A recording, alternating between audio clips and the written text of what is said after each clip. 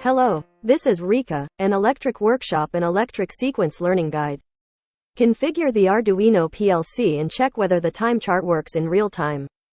Today's lesson is to understand the easy PLC-related time chart configuration and requirements, and check the operation.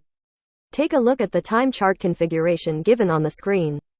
Now, confirm the contents requested by the time chart. First, it should operate when SSA on and SSB off. Second, when the push button PBA is pressed twice and released, the pattern of action is initiated. Lamps PLC, PLB and PLD, PLA and PLE each turn on and off every 2 seconds. And when the push button PBC is pressed, it starts to turn off. Pattern of action can be initiated when the user presses and releases the push button PBA twice again. However, the operating lamp is turned off by push button PBC input while it is lit, and the lamp starts to turn off immediately. Third, when the push button PBB is pressed twice, it starts the pattern B motion. Lamps PLA and PLE, PLB and PLD, and PLC are turned on and off at 2-second intervals each. And when the push button PBC is pressed and released, the light starts off. Pattern B action can be initiated when the user presses the push button PBB twice again. However, while the light is on, the operating lamp turns off by the push button PBC negative input, and the lamp turns off immediately. Fourth, the push button PBA and PBB are interlocked with each other in a first-in first-out relationship. Finally, if there is a selector switch SSC input, all pattern operations are stopped and the time chart is reset. Now, let's see if it works like the time chart shown on the screen by connecting the Arduino PLC. If you understand the time chart, you can easily understand the operation configuration of each lamp. Start the motion test.